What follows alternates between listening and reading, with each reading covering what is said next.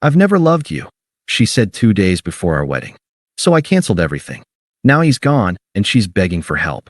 Hey viewers, before we move on to the video, please make sure to subscribe to the channel and hit the like button if you want to see more stories like this. Thanks. I remember the last truly good day we had. It was a Saturday, about 3 months before the wedding. Jane and I had spent the morning finalizing the floral arrangements, her buzzing with an energy I hadn't seen in months. We got back to our apartment, and she collapsed on the couch, laughing, her head in my lap.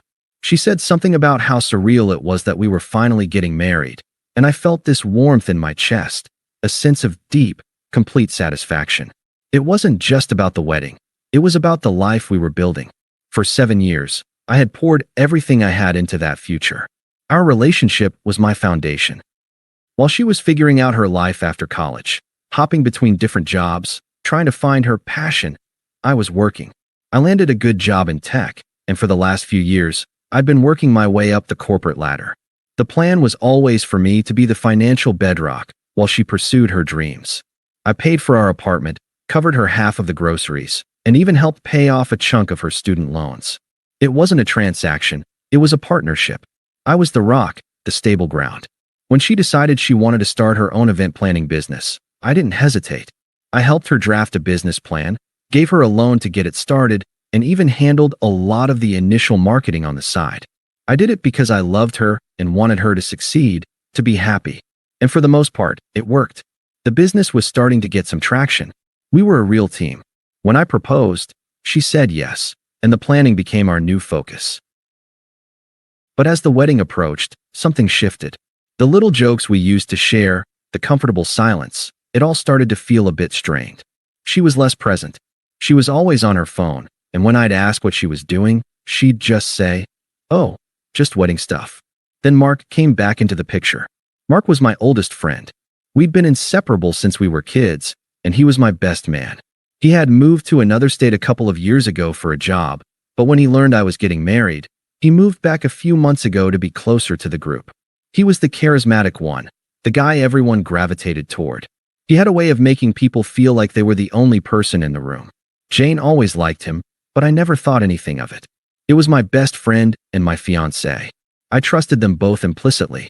But a few months out, the wedding stuff Jane was always on her phone about started to involve Mark more and more. They were picking up wedding favors, looking at rental furniture, and meeting with the DJ, often without me. When I try to go, Jane would say, "Babe, it's fine, we've got it. You've been working so hard. You deserve a break." Mark knows my taste, and he's happy to help. I didn't question it. I thought it was sweet that he was taking on so much of the burden. A month before the wedding, the emotional distance grew. Jane would come home from these meetings with Mark and be in a different mood. She'd laugh at her phone while we were watching TV, and when I'd ask her about it, she'd get defensive. "It's just a funny meme Mark sent me," she'd say, a little too quickly. Or she'd start a sentence with, "Mark thinks we should." And I would just nod, even though I was starting to feel like an afterthought in my own wedding planning. The most painful part was the comparison. One night, while we were folding invitations, she looked up from the table and said, "You know, Mark is just so driven. He's always taking risks. I think that's what makes him so successful. He's a real leader." It was the first time she'd ever said something that felt like a direct put down, a veiled jab at my steady, stable nature. She didn't say it maliciously. She said it like it was a simple observation, a fact. I just sat there, looking at the invitations, feeling a cold dread settle in the pit of my stomach. I was the rock, but it was starting to feel like she was looking for a mountain. I pushed the feeling away, telling myself it was just pre-wedding stress. After all, she was about to marry me. I was the one she had chosen. I had to be. 2 days before the wedding. It was a Tuesday. The caterers had just left, and the last of the floral deliveries had been dropped off. Our apartment, which had been a haven of calm, was now a chaotic blend of flowers, boxes, and half-empty champagne bottles. The air was thick with the scent of lilies and our own nervous energy. I was trying to thread a ribbon through a stack of seating cards when Jane walked in from the balcony. She didn't sit down.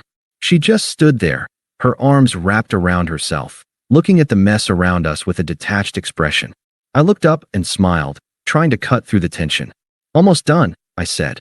"Just a few more of these." and then we're golden. She didn't smile back. Her face was blank. Cold. We need to talk, she said, her voice flat, devoid of the emotion that had been buzzing between us for weeks. My heart immediately started to pound, a frantic drum against my ribs. I set the cards down. What's wrong? I finally managed to whisper. Is it the caterers? Did they forget something? No, it's not the caterers, she said, and she finally looked at me, her eyes just as blank as her expression. She took a breath, and the words that followed felt like a physical blow. Alex, this isn't going to work. I can't marry you. The air in the room suddenly felt thin. I couldn't move, couldn't speak. I just stared at her, waiting for the punchline, for her to start laughing and tell me it was a cruel joke. Why? I said, my voice a little too soft. What happened? She shrugged, a gesture so casual it felt like a slap in the face. I've been talking to Mark a lot, and I've realized something. She paused, her gaze drifting to a vase of white roses I'd bought her last week. The truth is, I've never been in love with you. Not really. The words hung in the air, a devastatingly simple sentence that dismantled our entire life. 7 years. Alone, an apartment, a business plan, a lifetime of stability and care. All of it reduced to a lie. What are you talking about? I said, my voice rising a little. We're getting married in 2 days, Jane. You can't be serious. I am, she said, her tone hardening. Look, Alex, you're a wonderful guy. You're stable. You're kind. You're a good provider. The way she said provider made it sound like a dirty word. But I've come to realize that's not what I want. I need passion, excitement, a partner who's a leader, not just a follower. Mark understands that. I stared at her, the pieces of the puzzle clicking into place with sickening clarity. The late-night texts, the secretive meetings, the barbed comments about my stable life. It wasn't about wedding planning at all. It was about her falling in love with someone else, with my best friend. Mark, I said, the name tasting like ash on my tongue. You're leaving me for Mark? My best man. A flicker of a smile, cold and smug, played on her lips. He's a man who goes after what he wants. He's not afraid to take risks. That's what I need in my life. She looked around the room, at the wreckage of our wedding preparations. This life with you, it's just so safe. It's boring. I need more than that. I stood there, surrounded by the remnants of a future that would never exist. The wedding cards, the flowers, the champagne. It all felt like a mockery. I felt the hot sting of tears behind my eyes, but I refused to let them fall. She wanted a reaction. She wanted me to beg, to scream, to give her the drama she craved. But I wouldn't. I looked at her, at the woman I thought I knew, and saw only a stranger. My love for her was an anchor I had been carrying for 7 years, and in that moment, I let it go. Okay, I said, my voice low and steady. I picked up a stack of seating cards and placed them neatly in a box. My hands weren't shaking. I understand. I stayed calm. The silence that followed was heavy, but it was a silence I had created, a shield against the cruelty she'd just unleashed. My mind was already moving, processing the logistics, not the emotions. I looked at the seating cards again, at the two of us standing in this room filled with the artifacts of a life that was now fiction. I'll be out by tomorrow morning, I said, my voice as level as I could make it. I'll pack my things and have them moved. I didn't say, what about the money for the wedding? Or how could you do this? There was no point. Her words had already given me all the answers I needed. She'd made her choice, and in a way, she had freed me from a lie I didn't even know I was living. I went to the bedroom and pulled a duffel bag from the closet. I started with my clothes, folding them with a strange, methodical precision.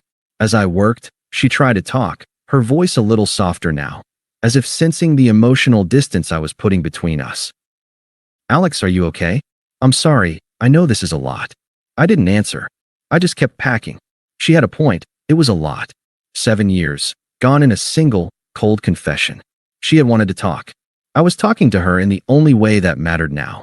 I want you to understand. This isn't about you not being enough. It's about me needing something different. Something more. I finally turned to face her, a t-shirt in my hand. I understand completely, I said, looking her dead in the eye. You made a selfish choice. The first honest one you've made in months, probably years. I just wish you'd done it before I invested everything I had into a future with you. The quiet dignity came naturally. There was no rage, No begging, no plea for her to reconsider. When you're standing in the wreckage of your life and you're the only one left standing, you learn a different kind of strength. I spent the night on the couch. In the morning, I packed the last of my things and left the key on the counter. I didn't even look back. I just walked away, carrying my things and the cold, hard knowledge of what had truly happened. My phone blew up for the next few days. It was her mom, it was a few mutual friends. I ignored all of them. I changed my passwords, blocked her and Mark on every platform, and just disappeared. Life after Jane was quiet. Eerily so at first. I moved into a new apartment, small and empty, but it was mine. I started focusing on my career again with a single-minded intensity. I was promoted within 6 months, a direct result of the energy I had once poured into a failing relationship. The silence was a balm, a chance to rediscover who I was without the constant need to be someone's rock. About a year later, the news started trickling in. The first hint came from an old college friend I hadn't talked to in a while. "Hey man, I heard about Mark. Is that whole situation really as bad as it sounds?" I played dumb. "I don't know what you're talking about," I said, and he didn't press it. But the stories kept coming. It turned out Mark wasn't the driven, successful leader Jane had claimed. He was an impulsive risk-taker with a penchant for living beyond his means. His entrepreneurial ventures were just a string of failed get-rich-quick schemes. He'd been living off his parents' money and using Jane's savings to fund his reckless lifestyle. The real downfall came when one of his schemes went bust. It wasn't just a financial loss, it was a legal mess. He'd signed Jane on as a partner in his last, ill-fated business. It left her on the hook for a mountain of debt. He ghosted her when the lawsuit started. He cut her off, deleted all of his social media, and disappeared, just like I had. He went back to live with his parents in another state, leaving her to face the consequences of his actions alone. A few months after that, I got a random message from one of our old mutual friends, Sarah, who had stood by Jane through all of this. "Hey Alex, I'm so sorry for what happened. I'm so sorry. Jane is in a really bad place right now." I was calm. I simply replied, "What happened, Sarah?" Sarah told me everything. Mark had not only left her with a crushing debt, but he'd also been emotionally and verbally abusive. He was nothing like the charismatic man she'd fallen for. He was a monster, a user. Jane's event planning business was now bankrupt, and she was forced to move back in with her parents. Her reputation was in tatters, and her friends, including Sarah, were starting to see her for who she was, a toxic, cruel person who had used a good man to get what she wanted, only to be used and discarded in the most brutal way imaginable. She was broken, and completely alone. The universe had a sense of poetic justice, and it was a masterpiece. The silence from me must have been a form of torture for her. After a month of no contact, the first text came. "Jane, hey." I didn't respond. A day later, another one. "Jane, so I heard about you getting promoted. That's great. Congrats." Still nothing. Then the floodgates opened. Her messages became a torrent of excuses, apologies, and half-truths, always with an underlying tone of self-pity. "Jane, Mark and I, it's been rough. I guess you were right about him." "Jane, I'm really sorry about everything, Alex. I know it was wrong, but I was just so lost." "Jane, my parents are so mad at me. And my business, everything is gone. I don't know what to do." I just watched the messages come in, a silent, detached observer. There was a time when these words would have shattered me, but now they were just a foreign language. They were no longer about me. They were about her. She wasn't seeking forgiveness. She was seeking a lifeline. The friends and family came next. First, her mom, who I had always liked. "Alex, honey, it's her mom. Please, just talk to her. She's in such a bad place. You were always so good to her. I know you can help." I politely declined. I wish her the best, but I'm not the right person for her to talk to. I wasn't cold, just firm and professional. Then came the mutual friends. A text from David, a friend of Mark's, who had been in the know from the start. "Dude, I told him not to mess with you, but he wouldn't listen.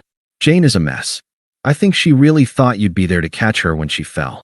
I responded to him with a simple, "Good luck with that." Finally, after I ignored a string of increasingly frantic calls, she showed up at my work one afternoon. I was on my way out, a few years into my new promotion, now a project lead. I was well-dressed, confident, and had a clear sense of purpose. I saw her standing near the entrance, looking out of place in a worn trench coat, her hair a mess. The entitled, smug girl from 2 years ago was gone. In her place was a woman who looked defeated. "Alex, please," she said, her voice small. "Just give me 5 minutes." "I don't have 5 minutes for you," I said, without breaking my stride. "Whatever you have to say, you can say it here. My coffee is getting cold. I just wanted to say, I miss you," she stammered. "I messed up everything. Mark was a monster, a user. He left me with nothing. I see what you've become. You're so successful, and you look so happy. You were always the one for me. I was just too stupid to see it." She started to cry, real tears this time. "Please, Alex, can we just talk? I'll do anything. I'll get therapy. I'll pay you back for the business loan. Anything. I just want my life back." This was it. The moment she had been building to, the moment I had been preparing for. She wasn't begging for me. She was begging for the old me, the safety, the stability she had so cruelly discarded. I looked at her, at the empty shell of the woman I used to know, and for the first time, I felt nothing. No anger, no pity, not even a trace of the old love. She was simply a stranger. I didn't raise my voice. I didn't get angry. I just calmly stated the facts, reflecting her own words back to her. This was a complete reversal of power. "You're right," I said, a slight smile on my lips. "I am happy. I've never been happier. And you're right. I have a great life now. A life I built after you destroyed the one we were supposed to have." She tried to reach out and touch my arm, but I subtly took a step back. "You said you never loved me, Jane. You said I was boring and too safe. You said you needed a man who was a leader, someone who wasn't afraid to take risks. You found him, didn't you? You got exactly what you said you wanted." Her face fell. "But he left me with nothing." "He did," I said. "And you know what? That's not my problem. You don't get to gamble with other people's lives and then ask them to bail you out when you lose. My life is no longer a safety net for your bad decisions. I have a life now where I'm not a backup plan, not a stepping stone. I've moved on so completely, it's as if you never existed." I looked down at the coffee in my hand, then back up at her, my eyes clear. "You were just a stepping stone for me, too. Your betrayal forced me to grow. It forced me to find myself, to learn my own worth, and to build a life on my own terms. So thank you. I owe you that much." I could see her processing the words, a mix of shock and dawning horror on her face as she realized I wasn't just rejecting her. I was completely and utterly indifferent to her existence. I had become the upgrade, and she was a relic of a past I had long since left behind. "Goodbye, Jane," I said, my voice low and final. I walked past her, leaving her standing there alone on the sidewalk, a person I had once loved more than anything in the world. I got in my car, drove off, and never thought about her again. Thanks for watching. Make sure to subscribe to the channel and hit the like button. What do you think about this story? Share it in the comments.